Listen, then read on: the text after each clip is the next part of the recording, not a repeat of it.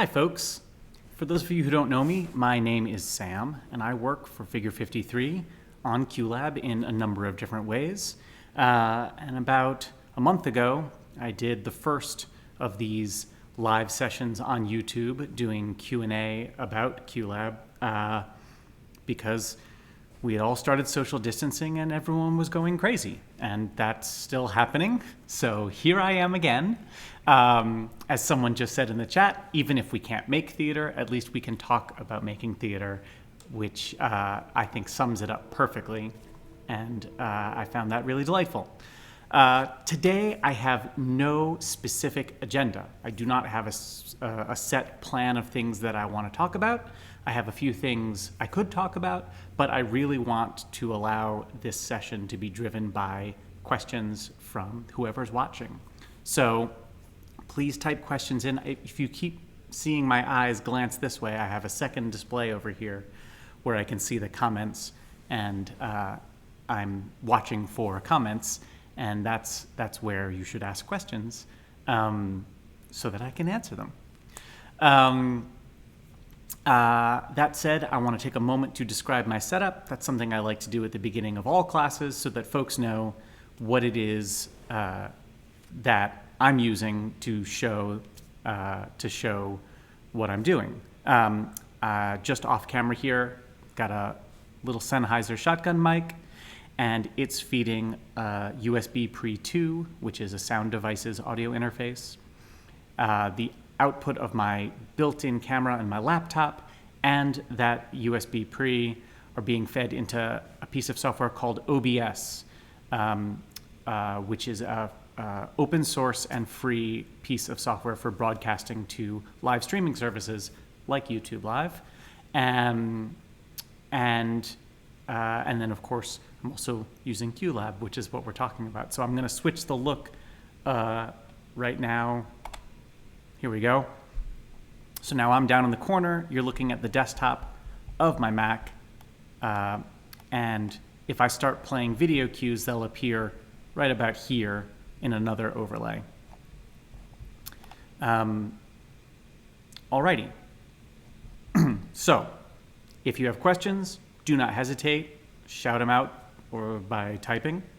And until I see any questions come up, I will just start chit-chatting on topics of my own.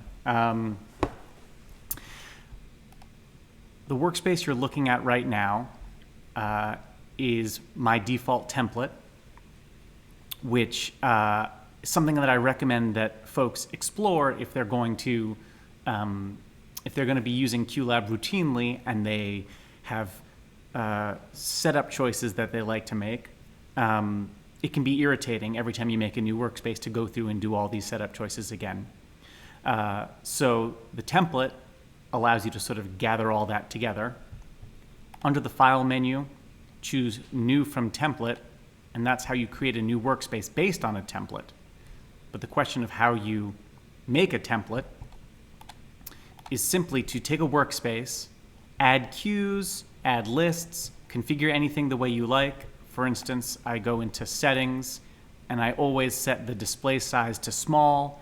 I set auto-numbered cues to off because I do not like auto-numbered cues, and I prefer a small display size. That's just an example of settings, but all settings are saved.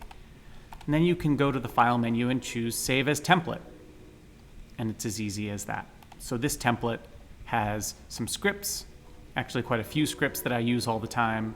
It has a cut cues list for me to move cues to when the director says, let's lose that cue, and I suspect that it's coming back later because it often does. Stuff like that. Okie dokie. We now have a few questions. Ram Prashana, forgive me if I pronounce your name poorly, whoever you are. I'll do my best. Nice train SFX. Thank you, Jake. I live about 300 feet from the Metro North train line, so and there's a junction right nearby, so we hear the train whistle pretty routinely. Ram Prashana says, can you speak about system setup, main, backup, and auxiliary systems? Great, we'll hit that topic. Mike Dio asks if we can go over the basics of surface mapping for video cues. Absolutely. And LX Techie asks, any chance you could go through Syphon? These are all lovely starter topics for the list of topics, so let's dive in. Ram asks about system setup for main and backup systems. So the first thing I like to get into when we talk about main and backup workspaces is trying to understand that the value of a backup system is predicated on understanding the kinds of problems you're expecting the backup to save you from. I'm going to take just a moment and open another workspace, which is the workspace that I use when I'm teaching in-person Q classes.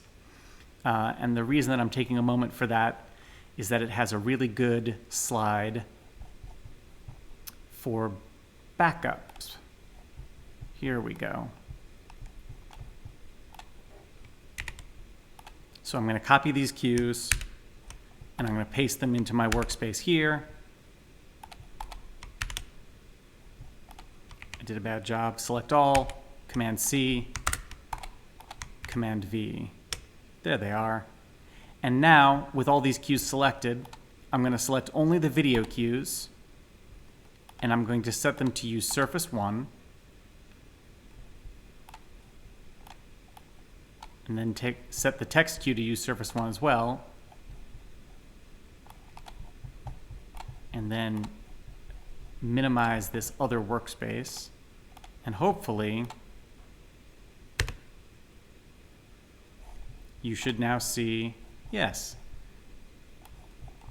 a message from the Redundancy Department of Redundancy. All right, so this is, oh gosh, this is awfully small. All right, give me half a second, and I'm gonna make this hopefully a little bit more useful. The fundamentals of a redundant QLab rig. So when you run a redundant QLab system, the idea is that you have two Macs. Ideally, they are configured identically. Same model, same amount of RAM, same specs end to end. That's the ideal, but it's not necessary. You have two Macs, and each of them outputs or is capable of outputting all of your cue material to the theater. So if you are running an audio show, you might have both Macs with an audio interface that has analog outputs, and those analog outputs from the main Mac all end up at your speakers, and from the backup Mac all end up at your speakers, and then something in between lets you switch between one and the other. We'll talk about that in a moment.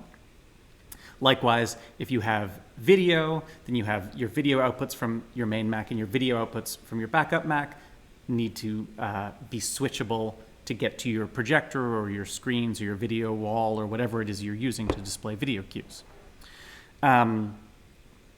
So when you have these two Macs, your main and your backup, the first thing you need to contend with is, how am I going to make them operate in sync? And the simplest thing to do is really the best thing to do, honestly, is to have some device out here that can trigger both of them. And because QLab has nice, sturdy, built-in MIDI support, a MIDI device is usually the best solution. You can use any device you like. There are some purpose-built devices, and I'm going to get into a disclaimer territory. I, separately from Figure 53, make these devices on my own as a side gig.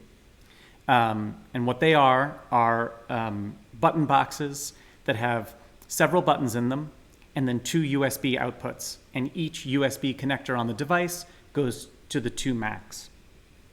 The company that I run that makes those is called Team Sound, and you can find that. There's another company that makes purpose-built QLab MIDI controllers like this called Widgeteering. And there may be others, but I'm not aware of them. You also can do this with just regular MIDI devices of any kind. If you get a little MIDI drum pad That can be a great way. You can assign the MIDI note for each drum pad to represent the different controls that you want to send to QLab, like go, panic, up a Q, down a Q, etc. And then, since most MIDI devices are designed to connect only to one computer, you need to get a MIDI splitter. MIDI Solutions makes these great boxes. There's a variety of them, but they have one of them has a single MIDI input and 2 MIDI outputs that both get an exact copy of the message at the same time. And then your 2 Macs would receive MIDI signals from the 2 outputs of that MIDI splitter. What you can't do is plug in a single mouse and keyboard to both Macs and somehow run it that way. That will not work. So that's the input side. And by input, I mean operator input to QLab. As long as you have the same workspace open on both Macs and they're both standing by at the same queue, and then the operator only uses their MIDI controller, or it could be an OSC controller as well, then they will stay in sync because they will both receive the exact same commands. That's the input side. The output side is the switching. When I do redundant audio in a show, because I tend to prefer minimizing the amount of equipment on a show, my approach is to do switching in a console rather than a dedicated audio switcher. So I'll use, for example, a Yamaha CL series console, and I'll take audio out from each Mac into the console, and then I'll have mute groups on the console that mute the main or mute the backup. So if I need to switch from my main computer to my backup computer mid-show, I tell the operator, if you hear a problem or if you see a problem on the screen of your main computer, reach up and press the user-defined key on the console that mutes the main and unmutes the backup, and then just keep running the show as before.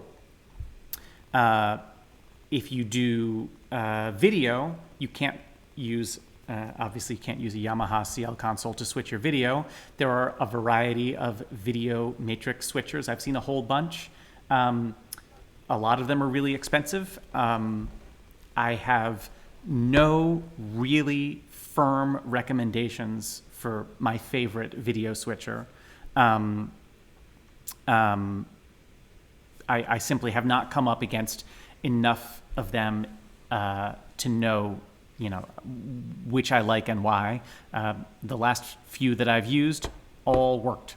So that was that. The key thing, though, to understand about using a main and a backup system, as I said before, the key thing is to try to understand what is the situation that could happen that this system will save you from. In modern computers, which don't have spinning hard disks, they have solid state drives, the most likely piece that will fail in a QLab system is, generally speaking, is the power supply for the audio interface, because that's the thing that gets hot, and heat is the enemy of all electronics. So that tends to be the most common thing that fails. Another thing that commonly fails is just regular cable connections. Cables can get snagged. USB cables can fail in this intermittent way where there's like a bad connection inside the cable that you don't notice until you wiggle the cable, and then the audio interface goes offline or something like that. So these are situations that are well solved by a redundant system. A situation that's poorly solved by a redundant system is a programming error in your QLab queues, because those same queues will be on both the main and the backup. So I guess really the thing that I want to encourage you is that when you're thinking about devising a backup system, try to think of the list of the kinds of failures that you expect your system to be able to protect against, and then imagine or role play through what happens when that failure occurs, and see if your system meets the needs of rescuing you from that failure. That's main and backup. Mike asks to talk about the basics of surface mapping. So here we go. Now, Mike, I'm going to ask you for a follow-up. When you say surface mapping, are you talking specifically about using a projector to project on a non-flat surface and mapping to a 3D object out in the physical world? Or are you talking simply about the basics of arranging surfaces and getting them to work in the first place? And I'll ask follow-up questions to give myself a break to take a sip of water. Mike says yes. Great, thanks. Thanks a lot for that, Mike. Okay, basics of setting up surfaces at all to begin with. Oh, the former, mapping 3D objects. Okay, great. Mapping 3D objects. So really, since I don't have a projector here and then a camera pointing at the projector's output, there's going to be a lot of imagining I'm going to ask you to do, but here we go. I am going to go into QLab's workspace settings, which you get to by clicking on the gear, and then I'm going to video. And this shows me my list of video surface outputs. In case you are not familiar, I'll explain very briefly what a video surface is in QLab. A video surface is, you can think of it like it's a metaphorical output. It's not an actual plug on the side of your computer. It is a canvas. It is a virtual space, and it is just a rectangle. And this rectangle is the place where video will get played into, and then you assign screens, such as a video projector or a monitor connected to your laptop or desktop Mac, or an LED wall, or a converter that takes video signal and sends it to pixel mapping. Those are all screens, devices, physical, real devices that display video. You assign them to the surface. So right now, we have surface 1, which is the only surface in my workspace. I can add more surfaces here, and you can add as many surfaces as you like to a workspace.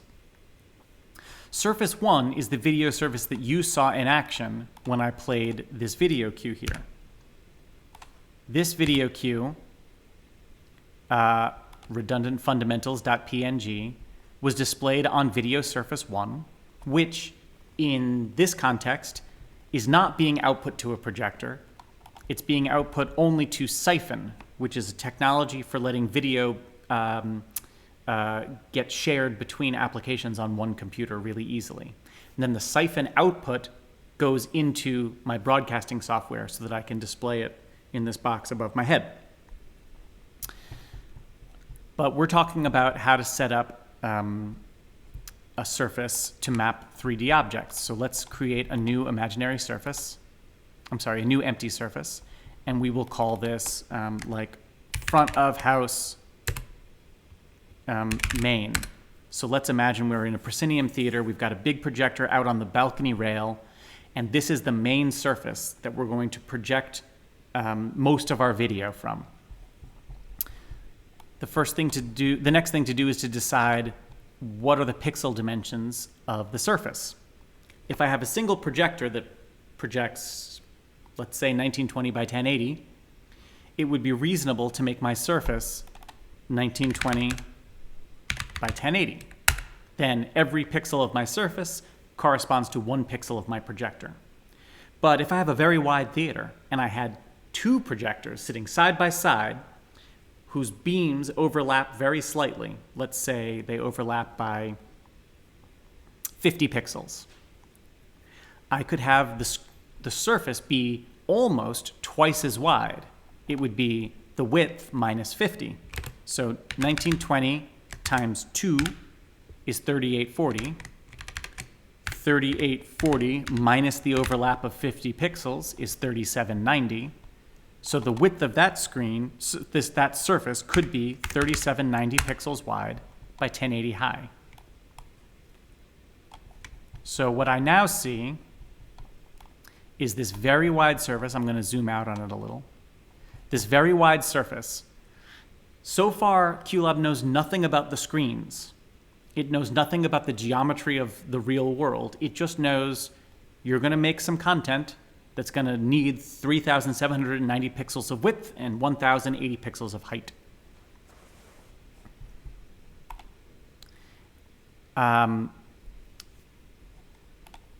I'm gonna go back a step from the 2-projector layout to a single projector layout because I don't want to blur the topic. Now, to assign a screen to your surface, you hit the plus button here and choose from the screens attached to your computer. Right now, I've got 2 screens attached to my computer. There's the built-in display on my laptop, which is set to a resolution of 1792 by 1120. And then there's my external screen over here, the one I keep looking at to see your questions. That is a 4K screen, currently set to 2560 by 1440, because when it's in full 4K, everything's so tiny and I can't read it very well. So to assign a screen, you simply choose it. And now you see this blue rectangle represents the screen, and the white rectangle continues to represent the surface. So if I were to lay it out like this, and then start playing video, if you imagine this blue rectangle is that Dell monitor, you'd see nothing here, and then my cues would appear here. Is that, hopefully that makes sense so far. If anything I say does not make sense, please, virtually raise your hand and ask me to repeat whatever it was that you want me to repeat. Mostly, though, we're really just getting towards the part, we're still just approaching the question that Mike actually asked. To make it even simpler, this demo, let's pretend that, not let's pretend, but let's make it so that my surface is the same size as my screen. 2560 wide by 1440 tall. So now I can move this, I can center this by holding Option and clicking in these 2 boxes. Now, the screen and the surface have a 1-to-1 relationship. Every pixel of the screen is attached to 1 pixel of the surface. And since this is a monitor sitting on my desk, that makes perfect sense. It's just, there is really no logical difference between the screen and the surface. But if we imagine again that we're in that situation where it's a projector on the balcony rail and we're shooting out at the world, and there's 3D objects to map to, that's the question Mike was asking, we need to warp the image so that it matches up with the objects in reality. So if I'm projecting into a box set, I've got walls running up to downstage and then an upstage wall, and the resultant shape is not a rectangle. It is an elaborate mixture of parallelograms. So we have to talk about warping the image. So I'm going to zoom in a little bit.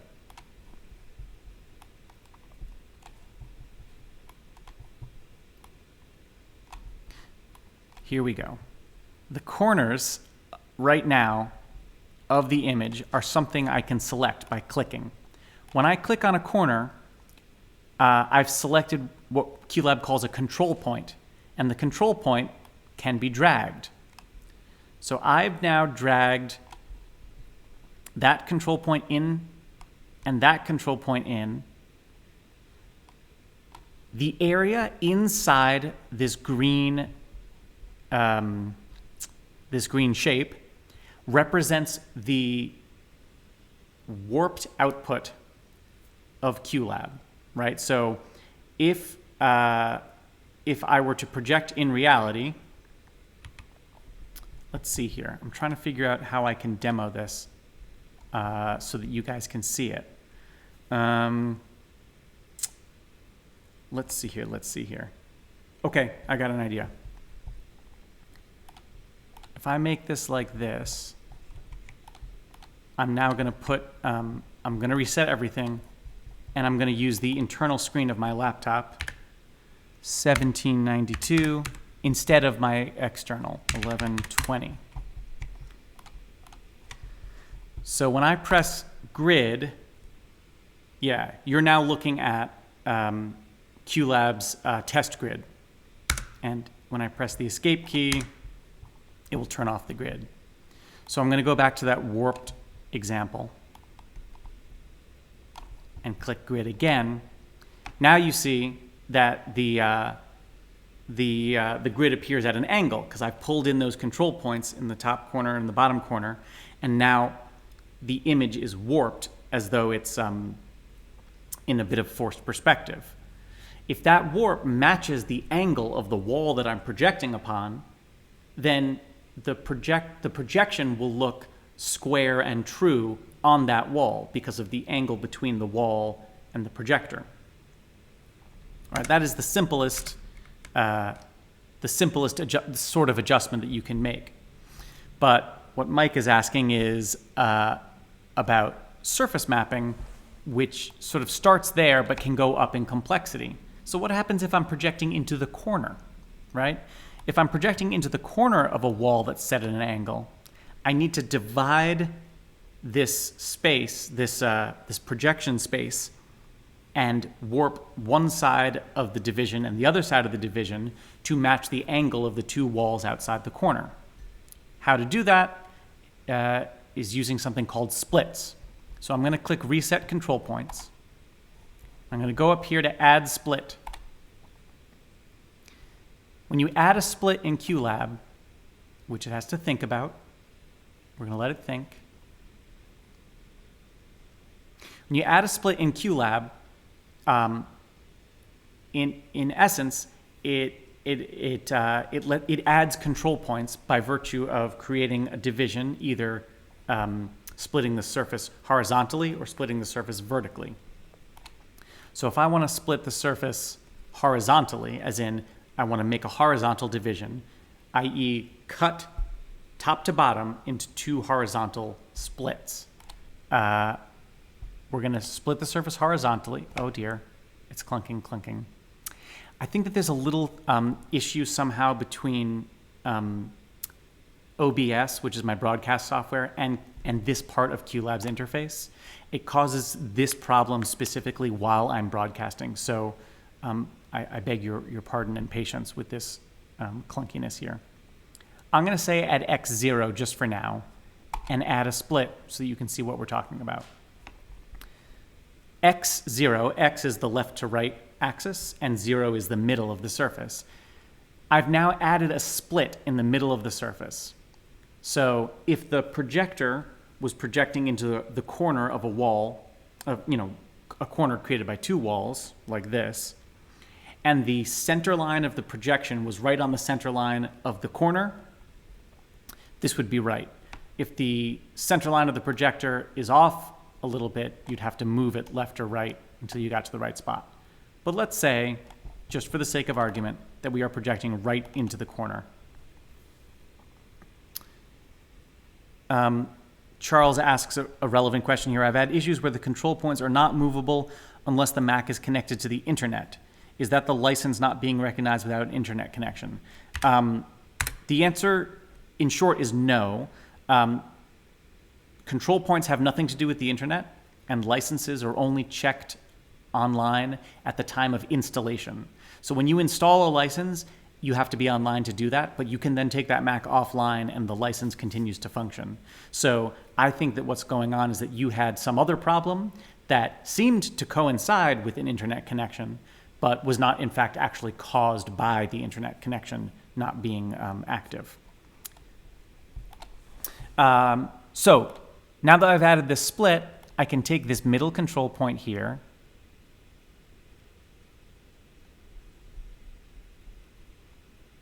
and this middle control point here. And now you can imagine that I'm projecting straight into the corner of like a pair of walls, like a book, right? Like this. If the two sides are not even, I can warp the two walls. Perhaps it is not a book-shaped flat, but something, a little more esoteric. this suggests two flats that are angled quite differently. It starts to look a little weird in the grid. It looks a lot more normal if you have an actual piece of scenery that you can compare it to. But hopefully this idea starts to come across. If I'm projecting onto the surface of, not into a corner, but onto an outside corner, it would look more like this, where, well, let's reset the control points, and then, no, moving too fast.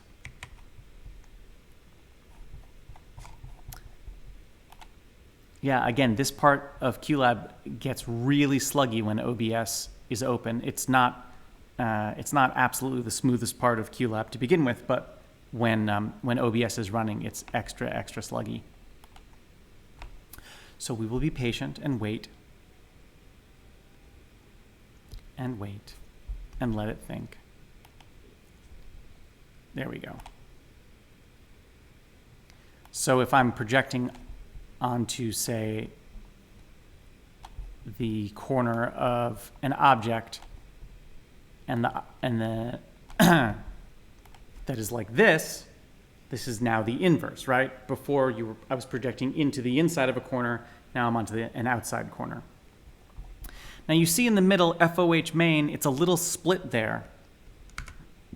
The reason for that is the warp type perspective looks best when you're doing a perspective correction like this, but it doesn't handle splits well. So we have a linear warp type, which might take a little more work to make it look exactly right in terms of squinching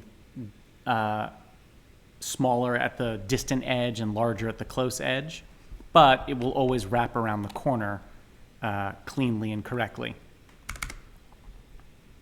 Can you work the shape and see in the video projector during the adjustments, asks Nuno. The answer is yes, you can. I can't do it here myself because I'm using the same screen to both show you what I'm doing and do it. But if I had a separate screen showing the grid, I could have the grid live and be moving around with my mouse on this screen at the same time, no problem. Mike, do you feel like I've begun to address your question? Do you feel like there's a specific other, like, I'm gonna give you another chance to specifically follow up here if you want.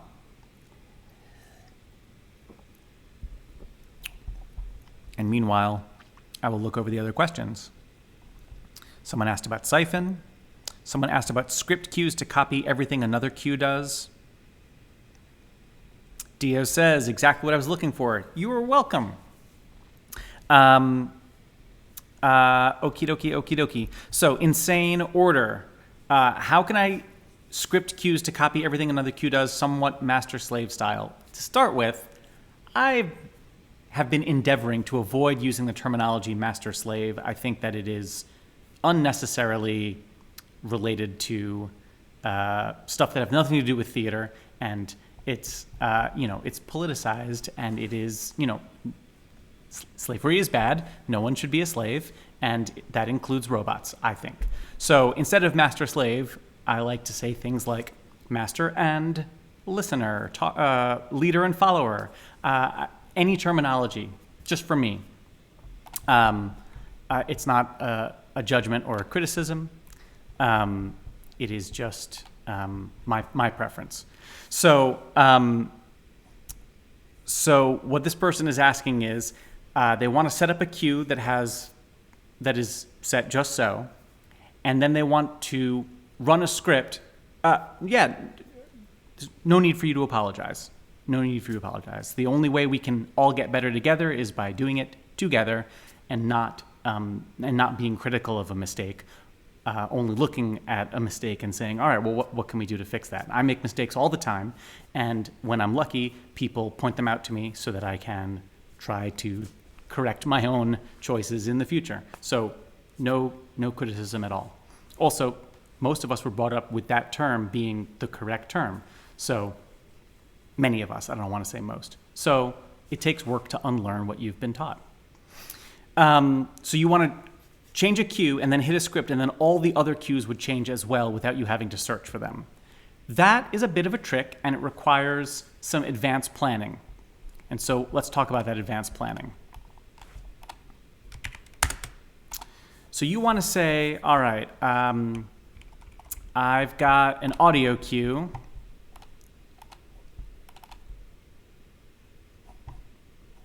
Oh, maybe this workspace is what's causing my trouble. So we're gonna quit here, save and quit, and restart QLab real quick.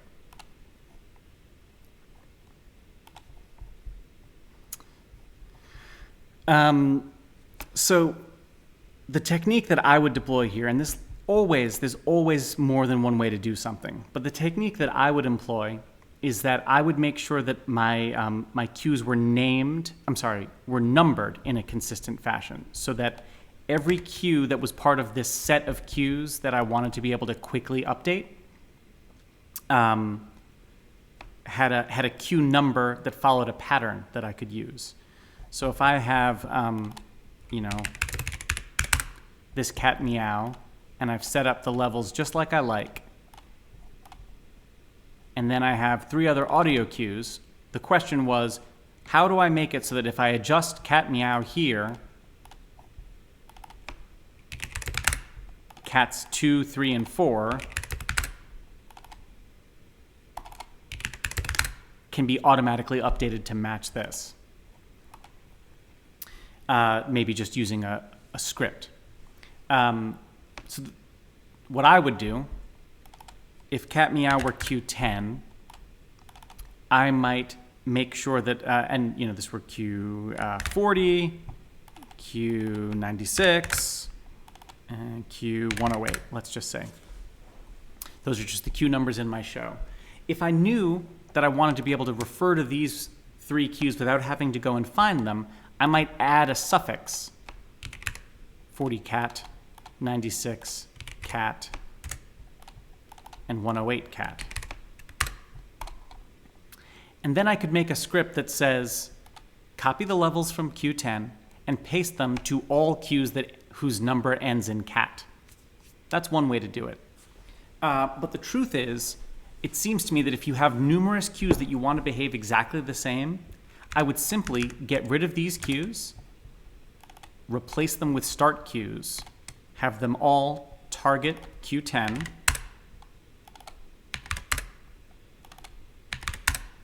and now,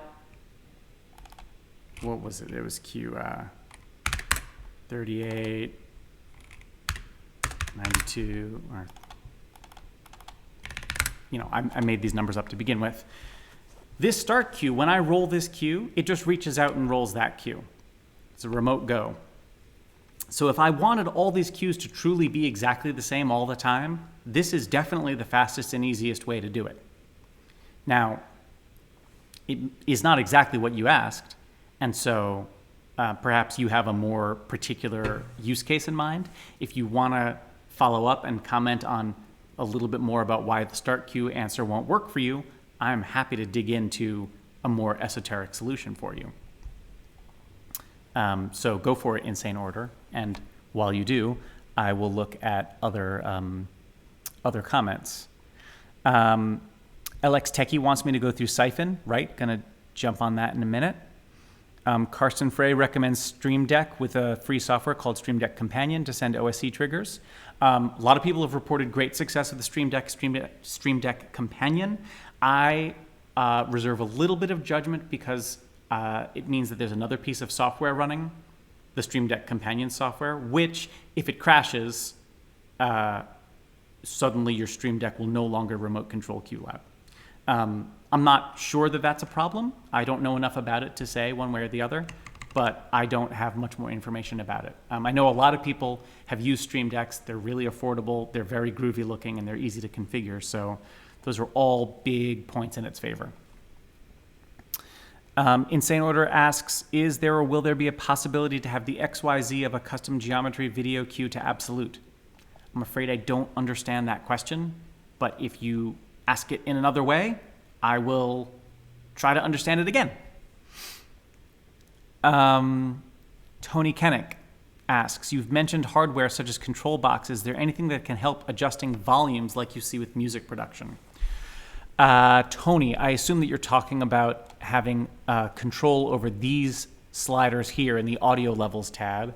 And the answer is right now there is not a good way to do that with hardware. It is on our list for the future.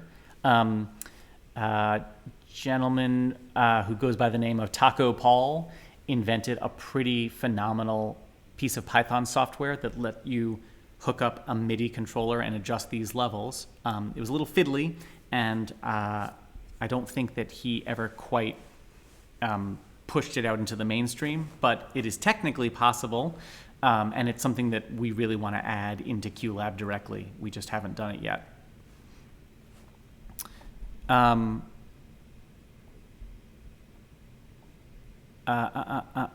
Okay, Seth, can you go through writing up the script as an example? I absolutely can, and I will in a moment.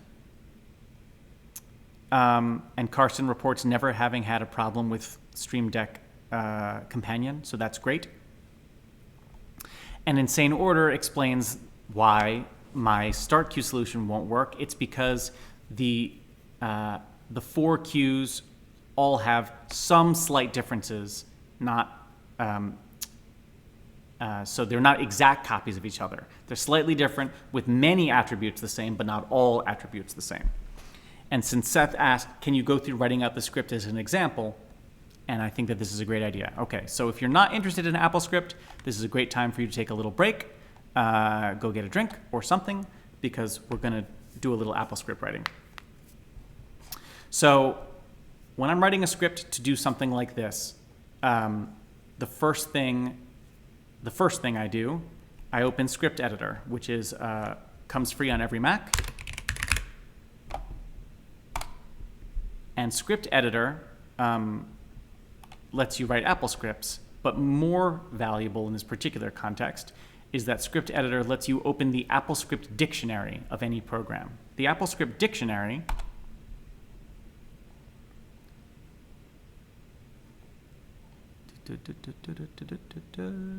QLab, version 4.6.3. I've got several copies of QLab on this Mac. 4.6.3 is the currently most current public release of QLab. These are some older ones that I have archived. So I choose QLab 4.6.3, and now I see the dictionary. The QLab suite is a list of all the AppleScript commands that are unique to QLab. So, for example, let us talk about getLevel. getLevel is an AppleScript command that works in QLab that lets you refer to a queue and say, give me the levels from the audio levels matrix of that queue. And the syntax is get level queue row column, right? So if I want to make a script that copies the level of sound, the audio level of sound of Q10 and pastes it into 3 other queues, let's call them 12 cat, 96 cat, 108 cat, all right? We look in the script tab, and now we're going to start writing the script. The first command, tell application ID configure53 QLab 4 to tell front workspace. What that means is when you run a script, the AppleScript is handed off to a piece of software that runs inside the Mac called the AppleScript interpreter. And QLab says, I got this code, please run it. And the AppleScript interpreter takes it and says, all right, well, the first thing I'm going to do is when I run this code, who am I talking to? I'm telling QLab to tell its front workspace to do some stuff. This is the front workspace. The first thing we want to do is get level from Q10. So now I've got to check some other scripts because my syntax is hard. It's hard to remember the syntax for this. Okay, great. So Q10 get level row 0 column 0. I think that's right. Yeah. So what that does, these are columns, these are rows. Row 0, column 0 is the master level. So minus 2.8, Q10 get level row 0, column 0. That just gets the level, but we don't really know what to do with that. So what we have to say is set the level to Q10 get level row 0, column 0. What that says is I'm going to make a variable, a container called the level, and I'm going to copy Q10's value at row 0, column 0. In this case, it's minus 2.8. And I'm going to copy that into the level. Then repeat with, and again, I got to look up my syntax. This is a piece of syntax I learned a long time ago and never remember, so I just wrote it down. Repeat with each Q in selected of front, well, no, I don't need that.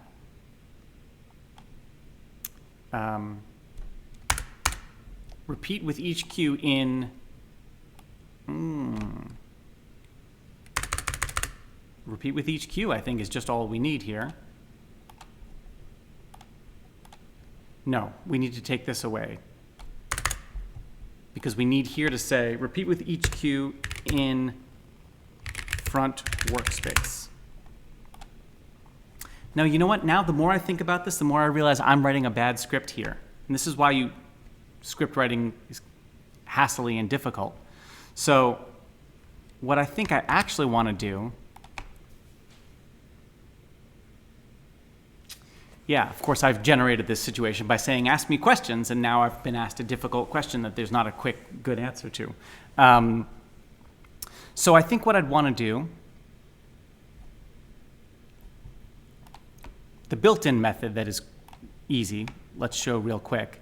Select that and copy. Then select these. I'm using the command key to click and select multiple. And then from the edit menu, paste Q properties. And then I can paste whatever levels I like. For example, whatever attributes I like, for example, levels. All right? But that requires me to go through and find them manually. So I think here's what I would actually do. This is what I'd actually do. If I made some changes to cat meow, and I changed, maybe the highlight color of the Q, and I changed the name, and I want to copy everything about that Q except the video geometry, which we learned is what insane order does not want to copy. I want to copy a bunch of parameters, but not all the parameters, and then paste it to these other Qs. But I've got lots and lots of other Qs, and these are interspersed between, and it would be a hassle if we can imagine that this is actually many, many more Qs. It would be a hassle to go through and find them manually one by one. But you see I've numbered them with a cat. So what I would do is select this Q and copy. Then I'd go to the Tools menu. Is it Tools?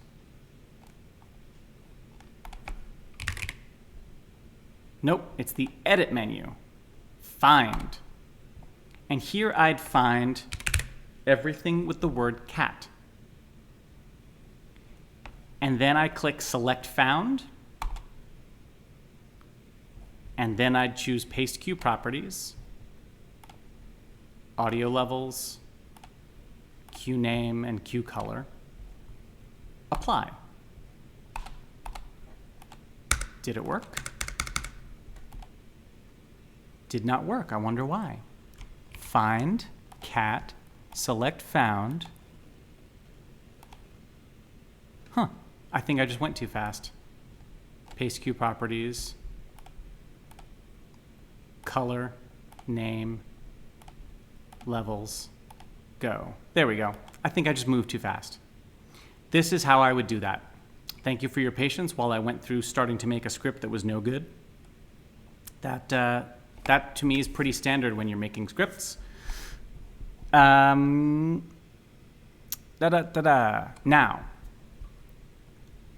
back to the questions. Is there any quick way to ungroup multiple groups? Do you mean to take cues that are in a group and take them out of the group? If that is the question, then the answer is no. You really have to do that one group at a time. Sorry.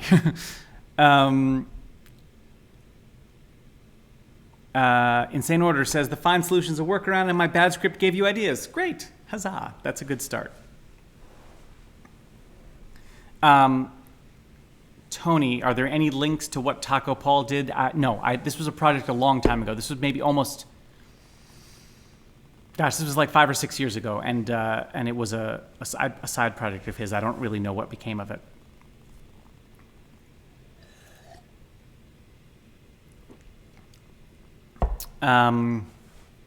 Okie dokie. Questions. I'm going to look back over other questions that have been asked. Make sure I haven't missed any. I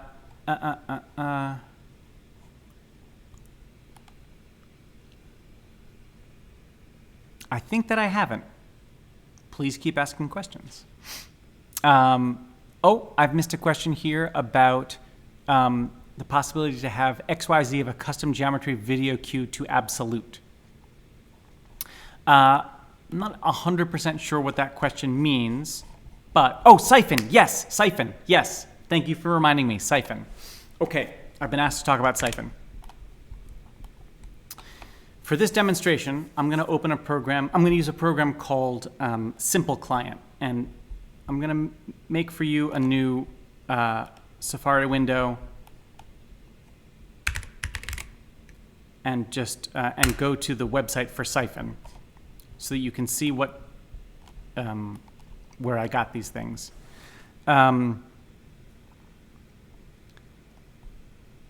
Where are we? No, they used to have a link right on this page about it, but they don't. Yep, here we are. Simple Server Client, and here's a download link. First, I explain what Syphon is, real quick. Video on a computer works like this. There's a file that holds the video. It's encoded. The computer has been asked to play the video. So step 1 is to decode the file.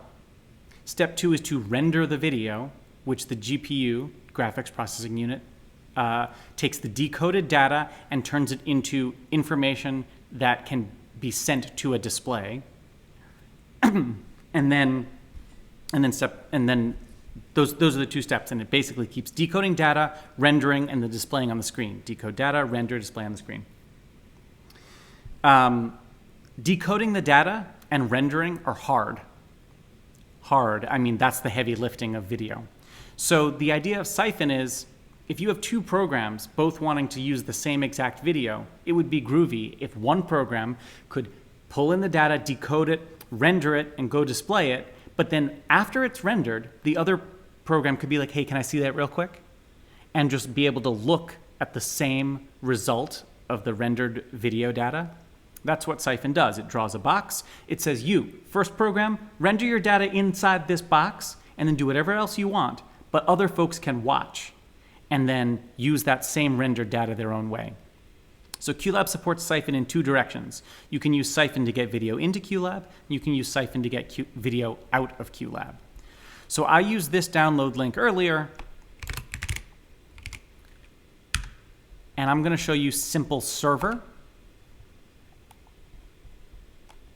Simple Server is just a video generator, and it outputs Syphon. So here, I'm going to put it up here in the corner, and it's outputting this like black to gray mush. If I want to bring that video into QLab, I can do that by going to Workspace Settings, to Video, to Camera Cues, and set the first camera patch to, look at that, Simple Server. Any program running on my Mac that is currently outputting video to Syphon will appear in this list, because that's just how Syphon works. So here's Simple Server. Okay, great, good. Now, I can create a camera queue, and in the camera queue, I say, for my camera, choose the simple server. For my video surface, choose surface 1, which is the surface that's been rendering above my head. And when I press go on this camera queue, you should see, yep, you see above me, the output of the camera queue is rendering above my head. I'm going to make it a little smaller. So if I were outputting from QLab to a video projector instead of to a box that's drawn in my broadcasting software, that image above would be out on my video projector. The video is coming from Simple Server, going into Syphon, coming out of Syphon into QLab, into a camera queue here. That's Syphon coming in. If I had another piece of software that created video and sent it out via Syphon, like VDMX or Modulate or any kind of VJ software, I could then pipe that video into QLab by using a camera queue.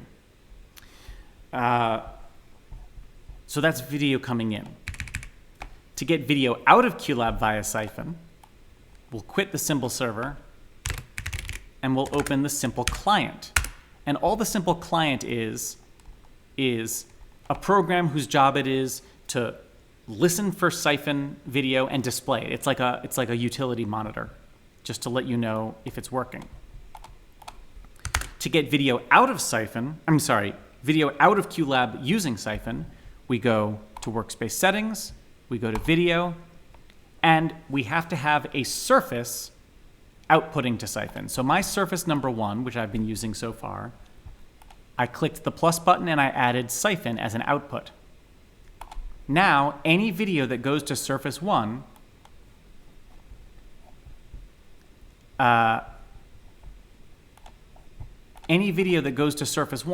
will be output via Syphon and available in other programs that can take Syphon input. I click on this drop-down menu and Surface 1 QLab is the only option because that's the only Syphon source of video on my Mac right now.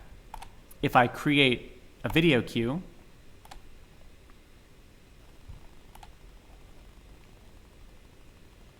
let's see here.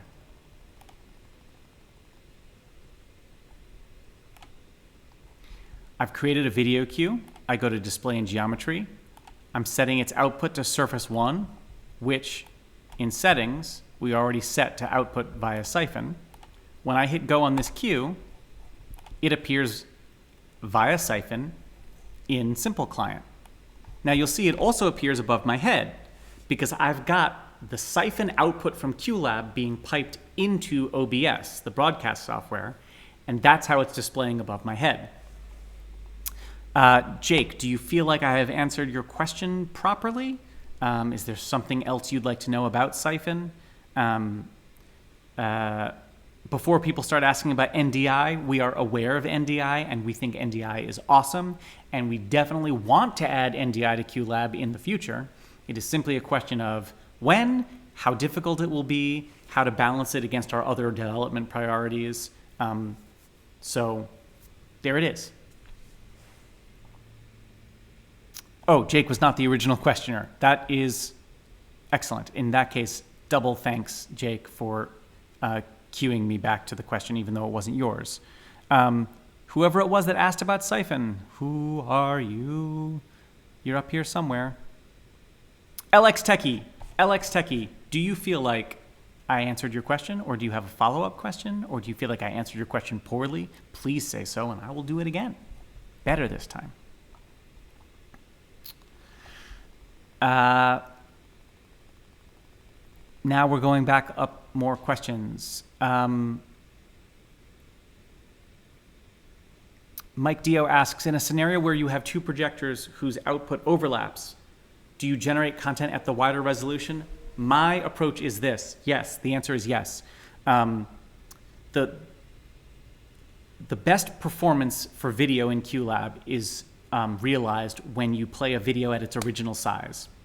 So if I want if I have two projectors that are like painting a wall, and the total width of that surface is, let's say, 3,700 pixels by 800 pixels, I will render a video out from Final Cut or whatever that is 3,700 pixels by 800 pixels. And a lot of video folks, or video-centric folks, or a lot of times when theater people are collaborating with video people who come from a cinema background or a television background, it can be mind-bending for those folks to understand that video comes in different shapes, right? Broadcast video is always a specific size and shape. Cinema is always a specific size and shape. I mean, the shape is rectangle, but when you broadcast in HD, you are broadcasting 1920 by 1080 always, period, the end. But in theater, where you have multiple projectors overlapping, you might create unusual shapes of, I did a show, or I worked on a show with someone who was outputting a surface that was 8,000 pixels wide by 300 pixels high. And that's not too different from the kind of resolution you see, like if you go to a basketball game or a hockey game and they have those LED displays that go around the whole arena, like on the face of a mezzanine level. That is like not very many pixels high, but it's very, very many pixels wide. So yes, Mike, you need to render your content, or ideally render your content at that weird shape. Follow-up question from LX Techie on Syphon. Which app do you use to input to QLab, e.g. Safari, PowerPoint, Keynote? We talked about that a little bit, but any app that has Syphon built in can output straight to QLab. Apps that can't output Syphon themselves can be brought into QLab using an app. I think I have it installed.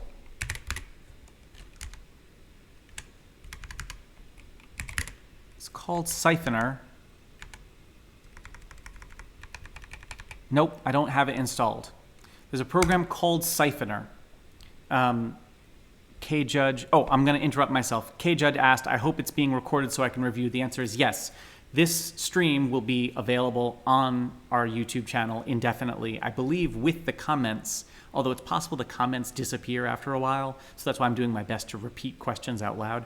This stream will be saved on our YouTube channel. You'll be able to access it at any time and review it whenever you like. Okay. Great. Going back. Syphoner is an app. It costs money, but not a lot of money, and it lets you define a region on your screen and say, anything that's inside that region, output that to Syphon. And so if you've got PowerPoint in a window over here, you can just create a Syphoner rectangle over that screen and pipe that into QLab that way. So that's the answer to that question. Okay. Can I talk about the De-vamp queue? Got some confusion on execution of the De-vamp queue. Great. I'm going to hang on to that, Ram. We'll talk about De-vamp in a minute.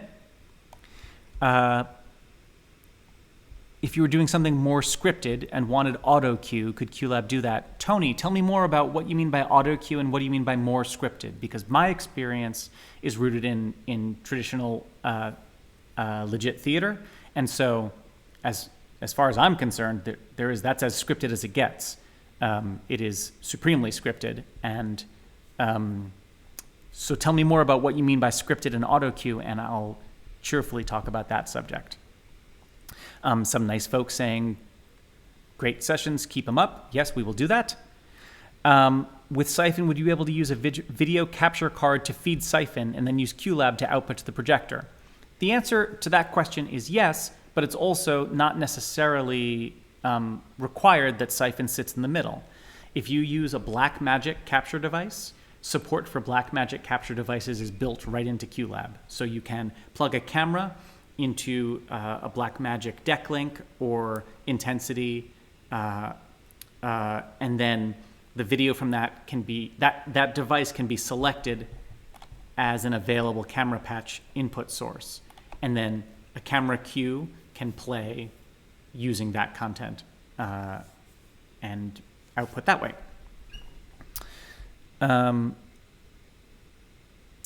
How do I handle a wider resolution when your director wants stock video content at a standard resolution? That is an artistic question. One thing that I'll do is you can use, if the stock imagery is a still image, you can use Photoshop or something to up-res it and then clip off whatever's outside the bounds that you need. There are some up-resing solutions inside video editors that look all right. But unfortunately, a lot of the time, if the director is stuck on a particular piece of material and the aspect ratio of that material doesn't fit the aspect ratio of your projection, you need to figure out some aesthetic solution to that problem. For me, it's usually trying to crop in and zoom in and see if it looks gross, and if not, great. But if it does look gross, sometimes I have to recreate the stock video from scratch, and that's a big hassle. It all centers around a philosophy that I try to have about video projection in live theater. First of all, let's just strip away all the times that it looks terrible and just not count those, and say that all the other times, whenever you see live video projection in theater, it's the result of an enormous amount of work, and it's the result of an enormous amount of time. And, I think there's an equal level of talent available in any design discipline in theater, but different things take different amounts of time. If a director turns to me in the middle of tech rehearsal and asks me to adjust a piece of music, that could be a quick change or a slow change depending upon the adjustment they need. If I need to just change levels, I can just type in a number in QLab. But 30 years ago, the answer was, well, I'm going to need to have that ready for tomorrow because I need to change the levels as those tracks are recorded to tape. Or a set designer might be asked, like, hey, can that whole wall be green? The answer is sure, but we got to paint it green. It's going to take time.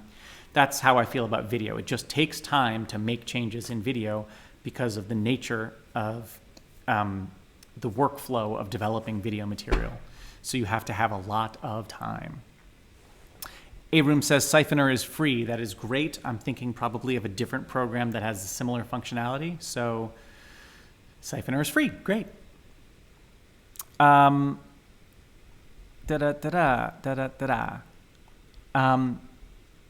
was asked about De-vamp cues.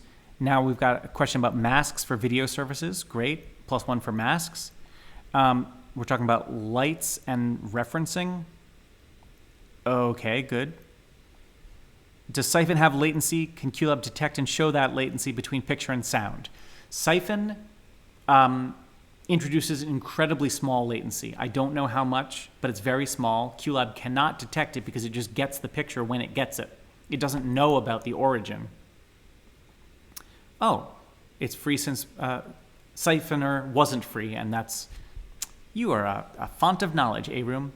Syphoner wasn't free, but it is now. Anyway, the latency about Syphon question. QLab can't know how long ago the image originated, so it can't detect the length of that latency. And also, Syphon doesn't pipe audio, just video.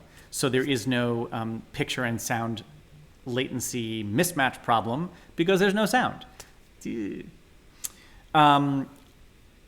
I am going to go to the question about de-vamps now. Someone asked to talk about de-vamps. And so here we go. I'm going to demonstrate using a piece of music. Let's see here. I should demonstrate using a piece of music that I wrote because... this live stream is off the cuff. You are answering questions. You have copies from training, but you obviously... I see, Tony. I see. Something more scripted. Then I might use auto cue to keep the script in front of my face. Well, I appreciate that. Thank you. I see what you're saying. No, I do not know exactly how I would address that. If I were, you're talking about using QLab essentially as a teleprompter. For that, I'm going to direct you. I'm going to direct you to QLab's website, qlab.app, to education, to the QLab cookbook.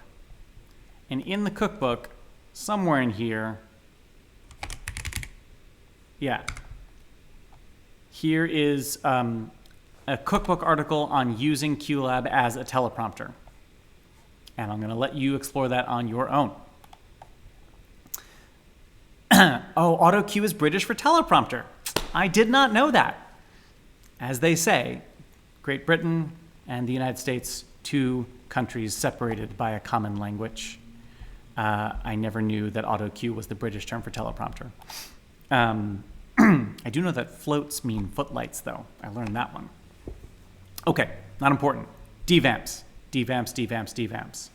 So the de-vamp cue is what I've been asked to talk about. Let's talk for a really quick moment about what it means linguistically, what vamp means. The terminology comes from music, where a small portion of music is repeated indefinitely until the conductor sees that it's time to move on, and then he or she cues the orchestra to continue playing. He or she or they cues the orchestra to continue playing. So the orchestra just sort of follows the conductor, looping 1 or 2 or 4 bars, and then the conductor is watching the action, and they see that it is time to move on, and next downbeat we go on with the music. Okay, the de-vamp cue is a way for QLab to emulate this behavior. So we're going to start by putting in some audio. I think I just made some music for...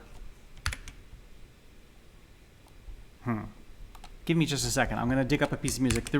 I usually use a piece of Aretha Franklin for this demo, or a piece of Beatles music, but I can't. That's copyrighted material, and I can't play it on YouTube. So I'm going to use a piece of music that is my own, which I have the rights to, and so I'm allowed to play. But I have to dig it up.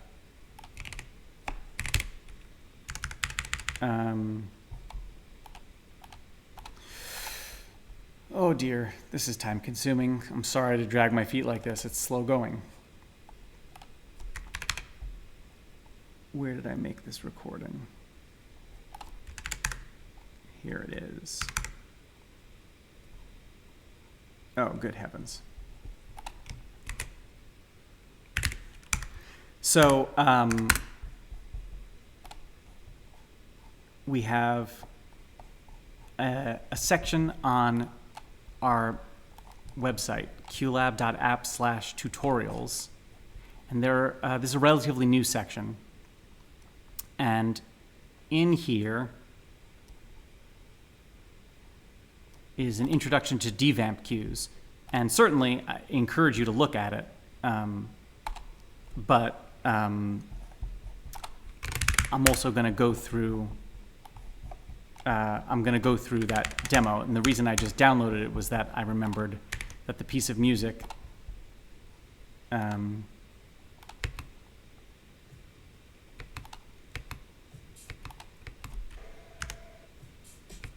nope, it's not in there. I'm sorry. This is awfully dreary. I've got to find this piece of music.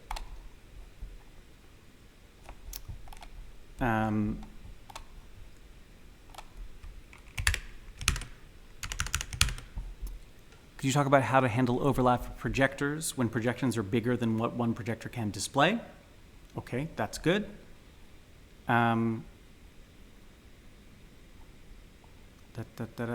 Great, good. Talk amongst yourselves briefly while I find my own music.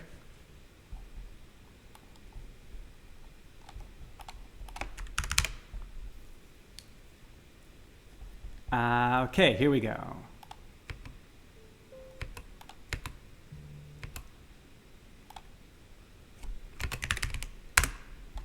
I have found a piece of music. This was for a play called Faust US, which was an adaptation of Dr. Faustus, in which Faust was a corrupt politician who made a deal with the devil to get elected. Can't imagine why that would feel relevant to anyone. Anyway, I have this audio routed so that I can hear it through my speakers, but also hopefully you can hear it over the stream. Would folks say that my voice is sufficiently louder than the music or insufficiently louder than the music? Should I be louder? Or should the music be quieter, or is it good?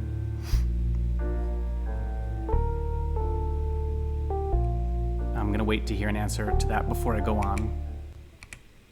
And if no one understood my question while the music was playing, the question was, is the balance in loudness between my voice and the music good or not good? Okay, it's good. Everyone says good. Great. Thank you, friends. So I'm going to go to the Time and Loops tab and look at the waveform. I'm going to press V, which is the shortcut for preview, which starts playing the music but doesn't move the selection onward. Now you can see these downbeats come pretty nicely right every 2 seconds, right? And then the melody starts here. So one way that we might want to use the De-vamp Q is if we don't know how long we want the intro to be before the melody starts playing, right? The pattern is 2 measures long. So we might, so what I'm going to do, I'm going to zoom in way in, and I'm going to set the in point, the starting point of the track to right here. I'm going to hit Shift-I, and that sets the starting point of the track.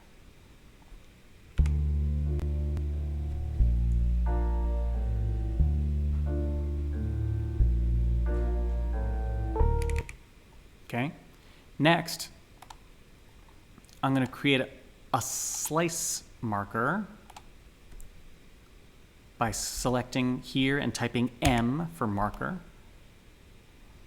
And now I've sliced this track into 2 slices, slice number 1, slice number 2. And I'm going to set the first slice to loop infinitely. Now when I roll this cue, it'll just keep looping this forever.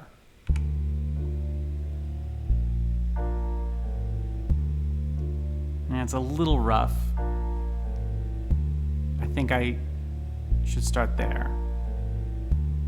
That's better.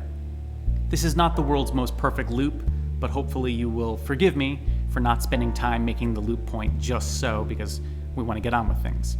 So this is looping. We would like QLab to be able to exit this loop and get on with the track whenever the right moment comes. The stage manager will call a cue, and then it will loop out, but we want it to happen musically, right? So to do that, we're going to create a De-vamp cue. We've created the De-vamp cue. We drag the audio cue onto the De-vamp cue so that the De-vamp cue knows that the audio cue is its target. And then in the De-vamp cue's settings tab, we just tell it De-vamp currently looping slice. So now, this track is going to play, and it's going to loop indefinitely. And whenever I feel like it, whenever the moment comes, whenever the stage manager says so, I'm going to take this next cue, and what it will do is allow QLab to continue playing to the end of the current loop, and then instead of looping back, it continues on. Because of the composition, it has one more repetition, and then it's into the music. Now I could move this loop point there, but I think that there's a little out that would make it messy. Yeah. The reason I can't do it is because the melody starts just on a little bit of an upbeat, just a little bit before the downbeat. So that's the basic use of De-vamp. If I had, I'm going to set the song to start at the beginning of the track. Sorry. We're now going to start at the beginning of the track, and then this slice loops infinitely. So we hear the slight variation in this recording. and then this section starts looping, and then this will loop as long as I like, and then the de-vamp Q will get me out of the loop. So I can loop basically I can loop a middle slice. If I found another slice in the middle, let's see here.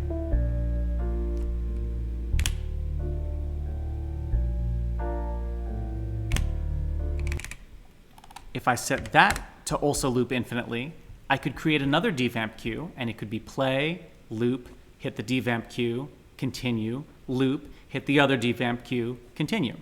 So that is a way of using multiple de-vamp Qs.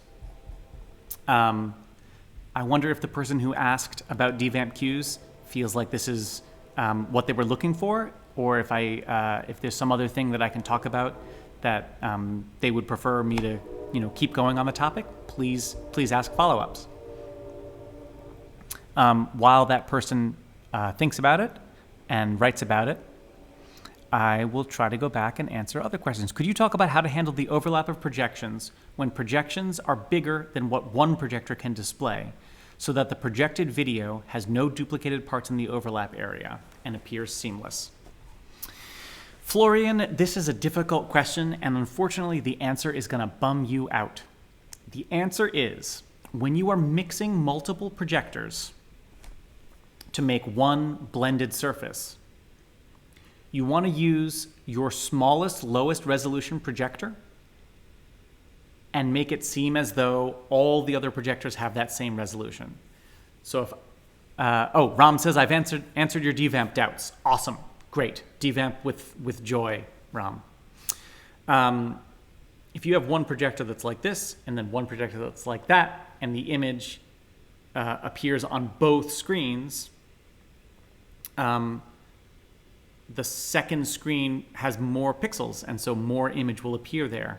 And what you need to do, unfortunately, is, if you can, set that second projector to use a lower resolution in hardware. So if this is a 720 and this is a 1080, then try to have this one res down to 1080 and then zoom it down or physically move it farther away so that its physical size of its pixels are corresponding to the other projector.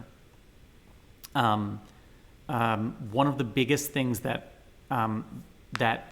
it doesn't matter until you have a problem is understanding that when a projector is projecting on a surface that's rather close up, you can't see the individual pixels.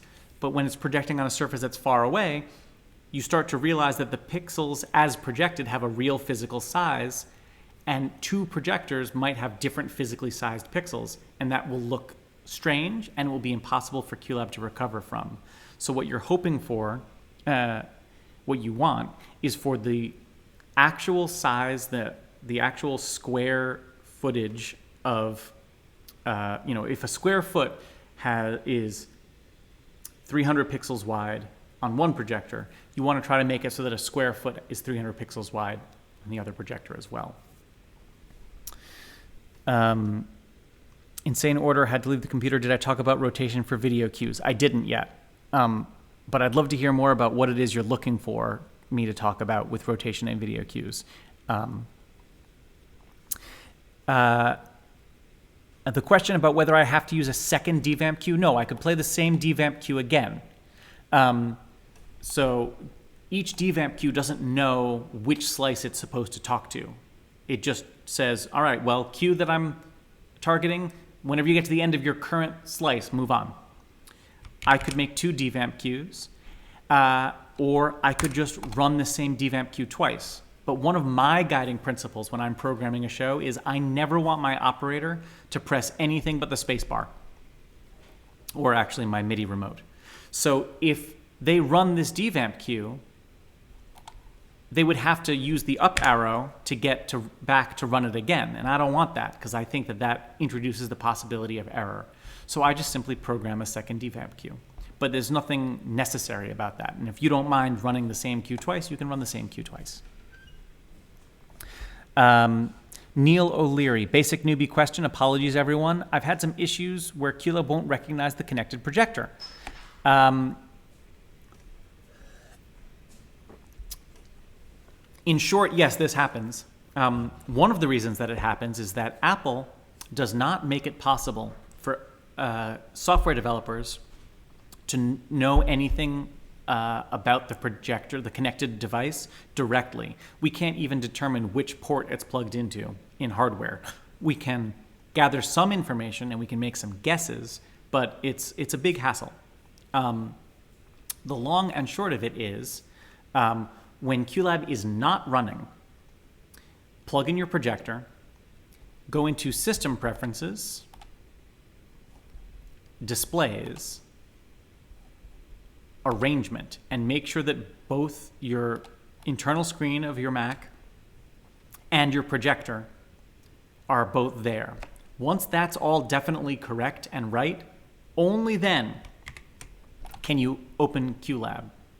And if you don't have your projector working correctly in QLab, you may need to go to Workspace Settings, go to your Surface, click Edit, and then here where your projector was, choose Replace Screen and find your projector again in this little list.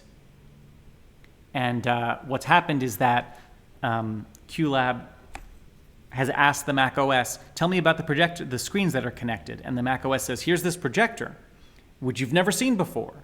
And QLab can't know if that's a lie or not. So it just treats it as a new projector. And the Replace Screen button lets you assign that new projector, which is really the old projector, back to the Surface. I hope that makes sense. Neil, I hope that helps. I'll add, part of the problem here is that projector manufacturers, most of them do something incredibly frustrating. They do not give every projector a unique serial number. ViewSonic, which is my preferred brand of inexpensive video projector, each projector gets a serial number that is the same as all other projectors of that same model produced in the same month in the same factory. So if you buy two projectors from ViewSonic that were both made in the same factory in January of 2020, they have an identical serial number. And there's no way for QLab to tell whether you plugged in the first one, the second one, or when you plugged in both, it can see that you have two, but it can't tell which is which. It's enraging. I really wish that projector makers would start implementing serial numbers properly. It seems like kind of a basic thing. But this is something we're constantly working on and trying to figure out ways to improve. And hopefully we will come up with something that makes it rarer and rarer for you to have to do stupid things like that. Let me know, Neil, if I answered your question, please. And if I did not, then please ask more and I will go back into it. Insane Order asks the XYZ question. When you change the XYZ rotation of a cube by I, you don't know how many degrees you turned it. Is there a way to find that absolute number? Neil says it explains. Thank you. Great. Thank you. Thank you, Neil. You're welcome, Neil. Insane Order, your XYZ question. This is a good question. I'm glad you asked it. This is a great one to talk about because it gives me a chance to dig into something kind of like vague and weird. First, let me explain the question you're asking for folks who don't work with video very often. I'm going to make a video cue in QLab. And I'm going to set the video cue to custom geometry. And then I'm going to play it. And you should see a picture of my lovely dog right above my head. Now I can rotate this in 3D space. That's one of the basic tools of QLab. Until I like what it looks like. And I can say, yes, that is how I want this cue to look. And the question that Insane Order is asking is there some way to access numerically the values of that rotation? The answer is no, but it's for a good reason, and I will explain. But to explain requires me to talk about fancy math that I don't fully understand because I do not have an aptitude for math above the basic algebra level, and in fact, did not care for studying math. But what I did was I developed this explanation for for the fancy math that I'm about to talk about, and I ran it by someone who understands all the math, and they told me that my explanation was accurate. So I don't actually need to know the math in order to explain it to you. QLab uses something called quaternion math. Math is American for maths, says Tony. Yes, and butter is American for butter, which is both a singular and a plural. Math can also be both a singular and a plural. You don't need an S at the end. And aluminum only has one I. I'm just teasing. I enjoy the differences between British English and American English. I revel in it. Math, or maths, that we're talking about right now is called quaternion math. Quaternions are complicated math objects that are ways of describing objects in space. You can use quaternions in other ways, but they're batches of numbers. Herbs has an H. Yeah. Okay, great. All right. The application of quaternion math that we're going to talk about today is about describing a positioning of an object in 3D space. There are basically two ways to do that. The first way is an axis-based system, which is what insane order is asking about, when you change the XYZ rotation of a video cue by I. So QLab has these three buttons, X, Y, and Z, but those are clues to help you understand what's going to happen when you adjust that control. Axis-based rotation creates a grid, either one you can see or one you can't, and says that to rotate an object, you turn it a number of degrees along one of the axes in this grid. So an X rotation, a Y rotation, or a Z rotation are all relative to this external grid. Quaternion math uses a representation of the object from within itself, looking out into the world. I'll explain a little bit. Imagine that a cue in QLab is like a postcard inside a ball. And the ball and the postcard are centered on each other. So here's the postcard right in the middle, then here's the ball around it. Now, there's a stick coming out from the center of the postcard to the surface of the ball, and there's a knob that lets you grab the stick through the ball somehow. And when you move that knob, the object in the middle, the postcard, rotates. Quaternion math is a way of describing those rotations. They don't describe those rotations relative to an external grid. It has to do with the positioning of the object itself. The advantage is that you can get smooth fades from any orientation to any other orientation by simply following this rule. Take the knob and drag it along the surface of the ball using the shortest path on the surface to get to the other rotation. There will always be exactly one shortest path. The quaternion is represented with four numbers. I dare you to look at those four numbers and be able to guess what rotation they represent. The representation is specific and absolute, but it is not easy to understand in human terms because it involves doing a lot of multiplication and division, I think, on each pair of those numbers in order to arrive at a translation into an XYZ axis. Here's the other thing is, once this cue is rotated here, when I click this again, it doesn't show a number because there is no number from the exterior perspective that represents just the x-axis. The whole positioning of the cue is one big complicated number. This number only shows how many degrees you're going to move it at this moment. So I'm going to move this 15 degrees, 18 degrees, 34 degrees, 57 degrees about the x-axis, but as soon as I let go of the control, this is now the position of the cue. People who ask, well, I want those numbers. My question to you is, why do you want those numbers? Do you want those numbers so that you can just know? If you just want to just know, then say, don't think about numbers. Look at the cue and say, this is what it looks like. This is the position. Numbers don't represent it. It represents it. If you want to know the numbers because you want to duplicate the positioning on another queue, have I got a trick for you? Just make another video queue, go to the one you like, copy, go to the other one, paste queue properties, video, rotation, apply. Oh wait, this has to be in custom geometry mode, but there it is. Voila, you can copy and paste the rotation from any queue to any other queue. So a queue doesn't have to have those numbers for you to be able to make use of it. And Insane Order seems pleased with my explanation. Excellent.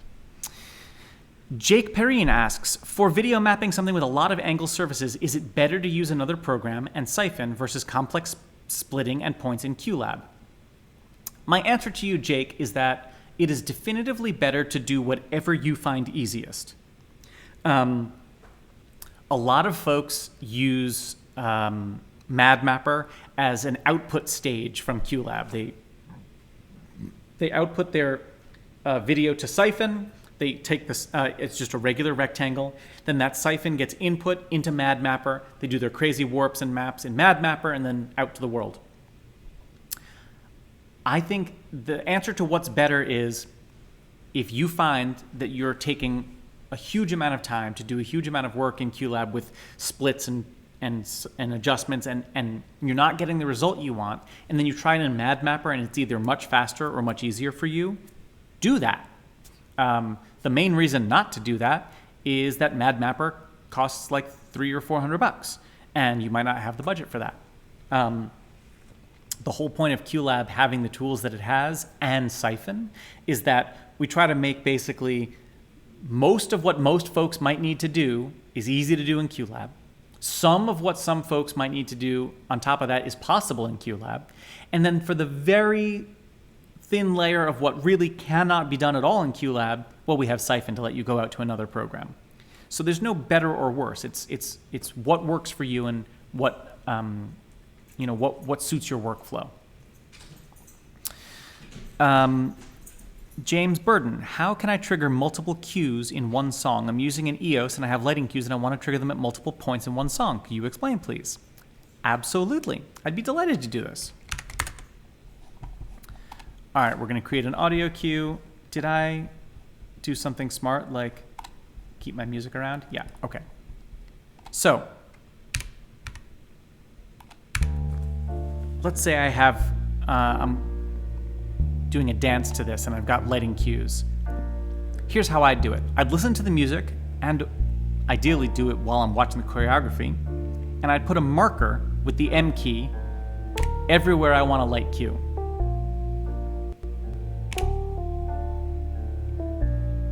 Just listening along, thinking about my design. Maybe I've got a nice long fade here. Maybe there's another cue that comes right there. And definitely there. And then maybe there's some, quick cues happen in succession. Okay, let's say that those are all my cue points. I know that they're not, but let's just say that that's the whole song. The next thing I'd do is I'd create either OSC cues or MIDI cues to trigger the EOS. So I have a preference for OSC, and so I'm going to create a network queue. I'm going to go into workspace settings, into network, and I'm going to create a network patch to my EOS. Here I need to have the IP address of my EOS console and the port that EOS is set to use to receive OSC. These things will vary depending upon your setup. You have to make it set correctly for your console. I know EOS always has, right, 10 dot. They always have a 101 in there somewhere. That's just how they like to do things. But it's important. This is not a lesson about networking right now. This is about the network queue. Okay. That's the first thing. Next, you need to know the message you're going to send. Oh, I'm going to look it up.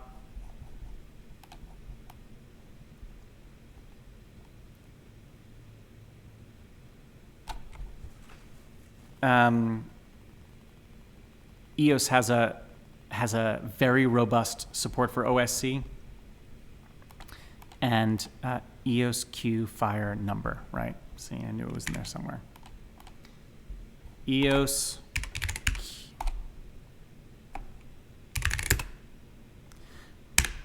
So this is the OSC command to tell EOS to fire Q1. So let's say that my queues are starting at 10. And how many did I make? 1, 2, 3, 4, 5, 6, 7, 8, 9. Okay, so I have 9 queues.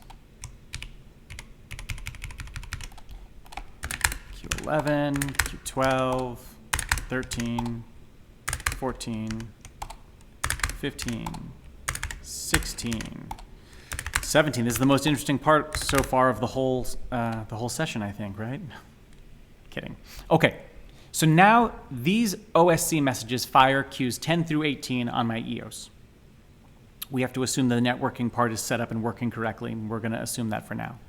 The next thing to do is I create a group, and I set the group to timeline mode. In timeline mode, the group has this tab that lets me visually edit the relationship of queues within that group in time. So I take all these queues and I put them into the group. I select the group and then I look at my timeline. Now, it's difficult to see at all, but it's certainly difficult to see on the stream, but there are thin green vertical dividers everywhere in this waveform that there's a slice marker in the queue. So I can just click and drag my network queues left to right and align them with those markers. When I drag, these blue vertical lines appear that sort of emphasize those slice markers, and they're a little magnetic, they're a little sticky. When I get my mouse right near, the queue will snap right into place. So that's Q10, that's Q11, it's Q12, 13, you get the picture, right?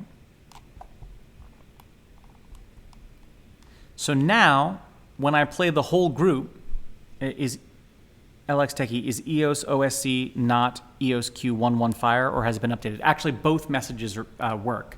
So EOS Q fire 10 will fire Q10 in the current queue list.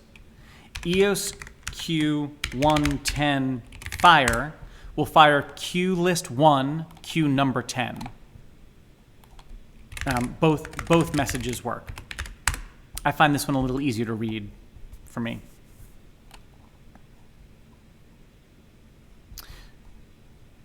So now I've placed my queues in sync with those markers. And now when I press go on the whole group,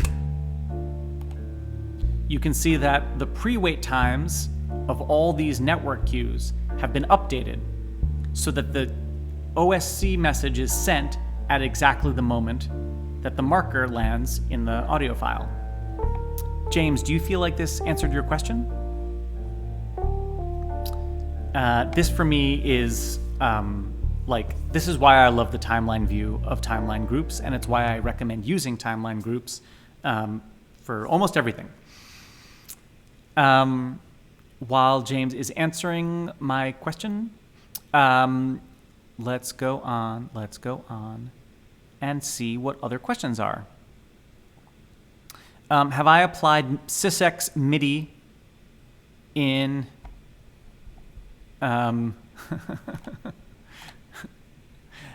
James seems pleased, and YouTube flagged it for review because he used a naughty word. But for anyone who wants to know about my opinion on naughty words, I direct you to George Carlin's routine on naughty words. It is a really breathtakingly wonderful bit of comedy. I'm really glad I could help James.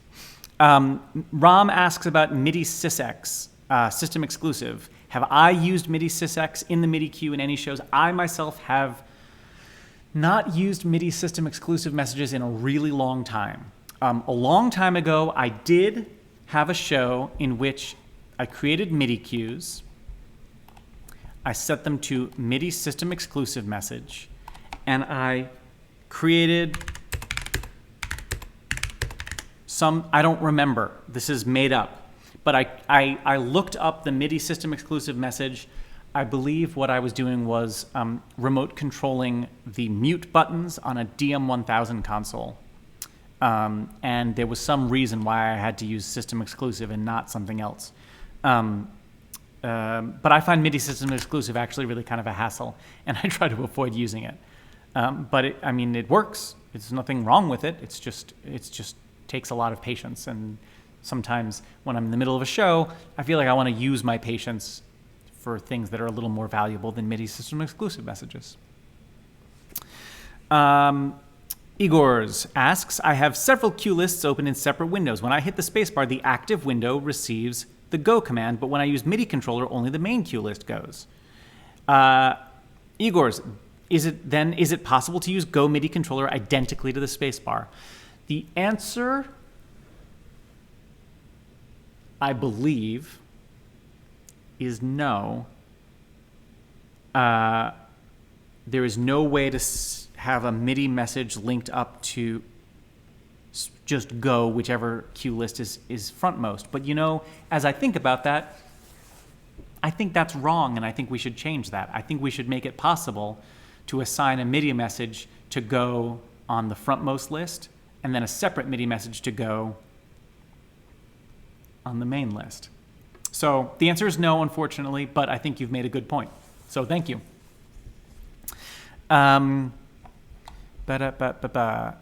Charles says, if you change the marker, will the OSC cue update? The answer to that is no. So if I go in here and I'm like, oh, this cue was early, you scooch it, and then you look here, it's been scooched, but its associated cue has not been scooched. So you have to make the adjustment yourself. Jake, can I circle back to masks? I can, I will, I shall. AJ asks, is there an easy way to get all slice marker times on a given cue or to go to next slice via keyboard? You mean go to next slice like in time? The answer is you can get all the slices by AppleScript. And AppleScript, QLab's AppleScript dictionary tells you all kinds of slice manipulation tools that are available. But there's no quick and easy way to jump around just visually. Baldrian said, I think you skipped my question about referencing light cues. The answer is yes, I did skip that question. I skipped it on purpose at the time, but then I forgot about it. So thank you for reminding me. We're going to finish up talking about this segment first, and then I'm going to go back to masks and light cues and referencing.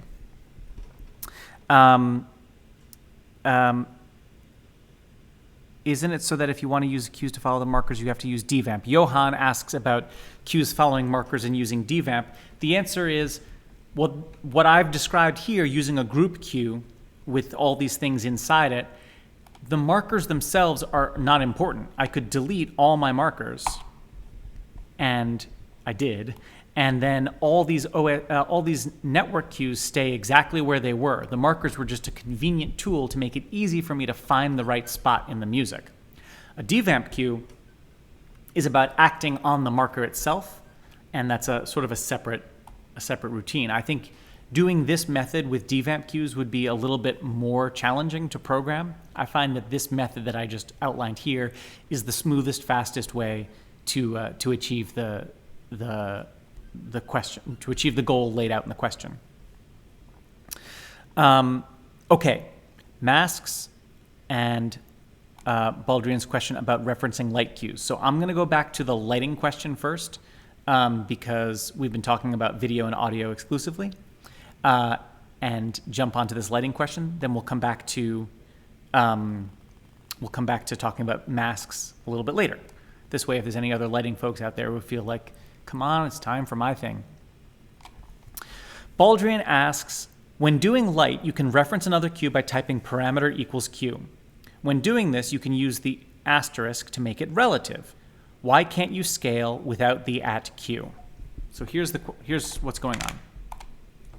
In QLab, when you have a light cue, well, I have to add some lights to my workspace.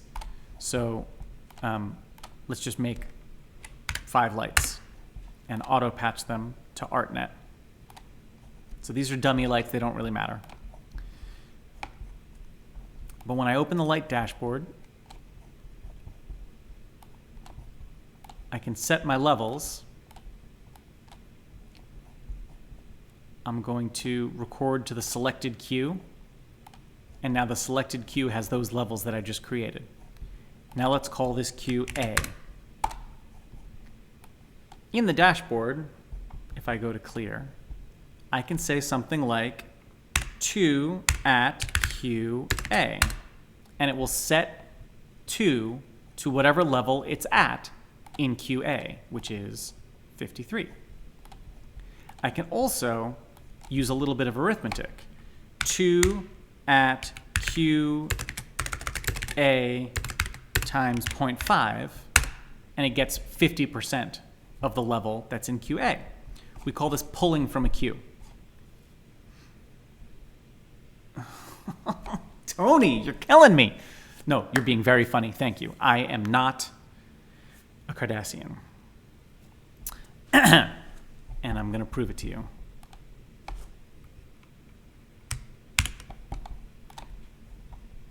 There we go. There we go. Good? Everyone good?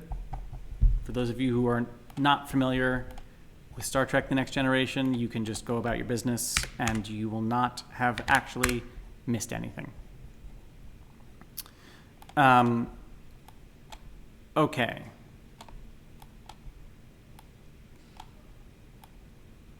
Now I'm just trying to make this tidy and failing. There we go. So, the question was, well, if I can set a light to a value with an arithmetical operator, why can't I just set a light to a value with an arithmetical operator without pulling from a queue? And that's what I think the question is. Baldrian, please correct me if that is not the question. But I think that is the question. The answer is that QLab is, as a lighting controller, is very young. And the functionality of setting a level while pulling from a queue was invented, and then the functionality of scaling the pull was invented separately as a way of sort of developing that feature. And only afterwards can we look back and say, well, actually, we would like to make that feature more accessible.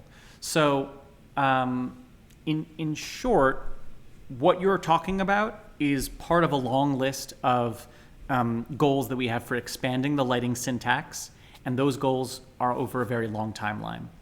This is something I feel like I say a lot, and so I apologize if you feel like you've heard this before. We have currently, let's see, I'll tell you exactly how long it is. We have a list right now of issues relating to QLab in our issue tracker. It is 1,201 open issues.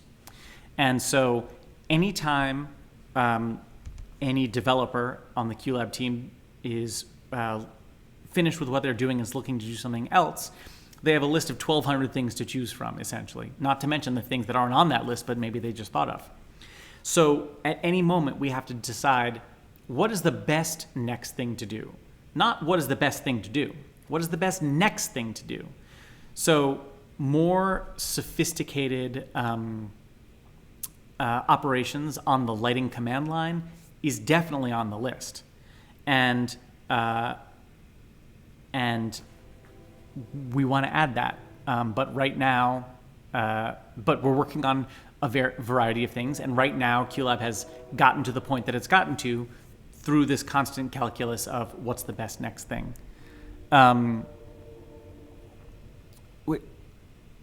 When coding the light in the queue as text. Aha, aha, aha. So you're here.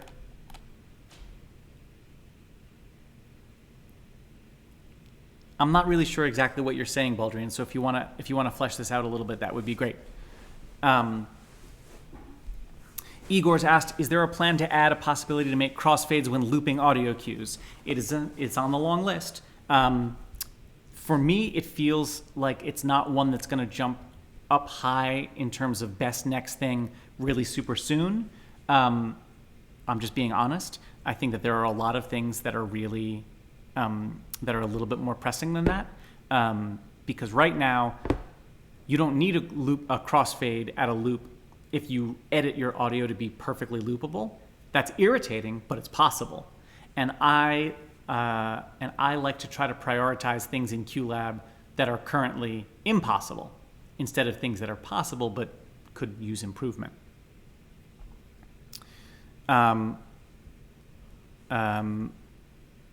Jake asks, how does a light queue decide what order to put the light levels in, and why isn't it the same as the dashboard? I'm glad that you asked that. Light queues are ordered top to bottom. The commands in this light queue are interpreted top to bottom. So if I have a bunch of individual lights, it sort of doesn't matter what order they're in at all. But when I add new commands to a queue, they go on the bottom of the list. However, if I go into workspace settings and I create a light group, and I put all my lights in that group, let's call it fronts, and those are my front light. If I set fronts to 65 and then 2 to 25, and I record a new queue, that new queue says fronts at 65, 2 at 25. When QLab interprets these commands at the instant that you run the queue, it interprets them top to bottom. Okay, set everything in the group fronts to 65. Oh, and then set 2 to 25. So that results in this. But if I did it in this order, you see that, no, let's do it like this. If I did it in this order, this command, 2 at 25, is effectively invisible, because setting 2 to 25 and then fronts to 65 sets 2 to 65. So the order of commands matters. A lot of the time, it doesn't matter if you're not doing something like this, so it can seem nonsensical that they're in out of order. But that hopefully explains the order question. Tony asks, out of interest, are you Scrum or Kanban or other? Tony is asking about management techniques for team software development. We do not subscribe to any particular buzzword-worthy development management technique. Here's how it works. There's a team of developers. It's a small group of folks. And then I serve as the product manager. My job is to help facilitate a weekly conversation in which we just discuss what we're currently up to and what we're looking ahead to. We've set large priorities for the next release of QLab as a group. And then my job is to just sort of help them stay focused on those tasks and help coordinate conversations when necessary. And then I also sort of serve as like a consultant, because I work in theater, and so I have sort of like I'm a bit closer to the user perspective than some of the developers who are working either full-time on QLab or who, when they're not working on QLab, are doing things that aren't relating to theater. So that's our development methodology. It's sort of loosey-goosey and very democratic. Max asks, please share solutions from your experience for sending QLab queues to SM position with all inside triggers, OSC commands to light desk / media server, and etc. I'm afraid, Max, that I don't really follow what it is you're asking. Are you talking about physical hardware setup for distributing timecode and networking commands to different places in a theater? Are you talking about like a design philosophy? Can you give me an example of a specific problem you're trying to solve? What are you sending to the SM position and why? Those are my questions for you. And I'd love to answer your question, but I don't totally follow what you're asking. I'm also noticing that it is coming up on 5 p.m., which means we are now 2 hours in. So and almost 1 full glass of seltzer in. So just because of how long it takes to, or how much energy it takes to, sit up straight and talk out loud for 2 full hours, I'm going to try to wrap this up soon, but I don't want to cut anyone off. So I'd love to hear Max's further details on their question. And if anyone else has a question they'd like to throw into the ring, now is a great time. And then I'll sort of take this little last round of questions if there are any, and then we'll wrap up for the day. And I'll do more of these, right? Try to do it once a month, ballpark, for a while. I'm not sure. Depends on how things go with quarantine, whether I'm allowed to go outside ever again, and then I might have to ask about masks. So we're going to talk about masks, and then while I'm talking about masks, if something else comes up, if Max explains the end of their question, we'll go from there. Okay, masks. For those who do not know what masks in QLab are about, I will give a brief overview, and then we'll go from there. This is going to be one of those things that's especially hard to demo because masks don't work over Syphon on purpose, and reasonable people may differ on why, but it's going to be hard to demo. So use your imagination, and I'm going to do my best to explain. So let us imagine a situation in which you're projecting onto a piece of scenery. You've got your warp set all beautifully, but the scenery doesn't have a square top. It's got like, a curvy top. And you'd like to not have the video overspill above that curvy top. You can't really use corner pins and control points. You can't use control points to adjust to that curvy top. So QLab has a facility to allow you to draw a mask image and drop it in here. And that mask image can cut out the curvy top, essentially. Can cut out the curvy top and make it so that your video matches this curve of the scenery nicely. So I'm going to open Affinity Photo, which is my photo editing program of choice. And QLab, my Mac is going to think about it for a while. Now, the first thing to do when you're going to make a mask is save the grid image. Saving the grid image gives you I'm going to save it onto the desktop.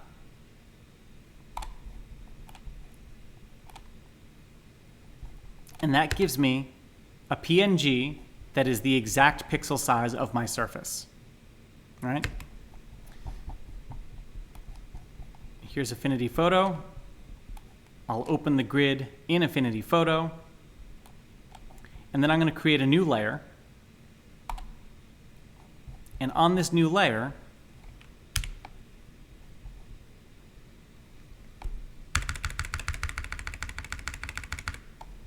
I'm going to paint the curvy top of my scenery. Now, obviously, this is a bit of an approximation. And you'll generally want to do this with a little bit more care than I just did it. But let's accept this as a bit of a metaphor. Now I'm going to take the background and replace it. Replace it with just pure white.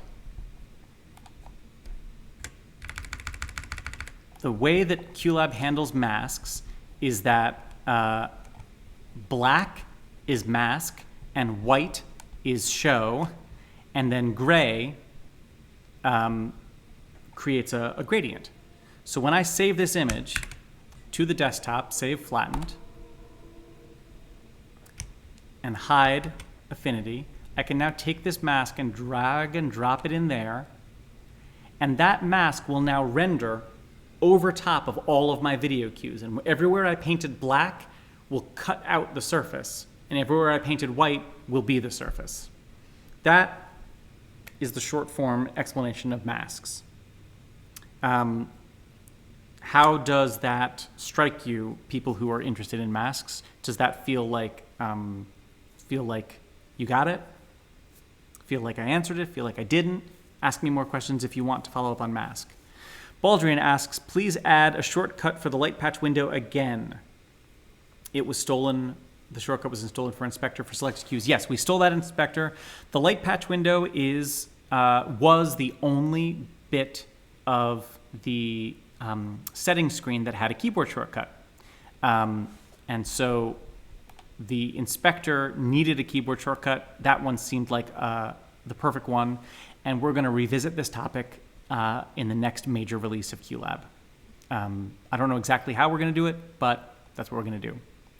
Jake says, do you do the mask making while projecting Affinity Photo to get it to line up?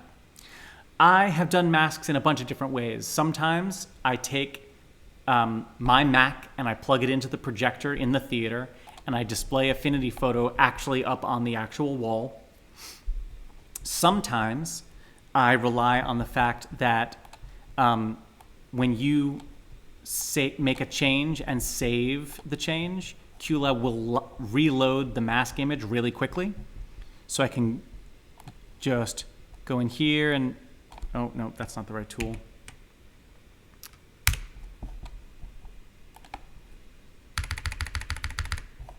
I can go in here and say like, oh, actually it needs to be like that.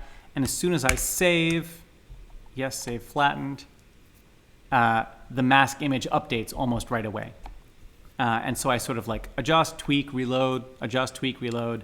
That's generally how I prefer to do it. But you can actually project this image. And if you have complex warping on stage, what you could do is use Syphoner to take the Affinity Photo window, pipe it into a camera queue in QLab, display that through your surface up on the actual wall with warping, and then you can brush on your mask, along with the right warping. Carson Frey says you can create your, yes, no, that's not a question, that is an answer. All right, folks, I think that'll about do it for today. I hope that this has been interesting, and I hope that it has been informative, and I hope that you feel like it was time well spent.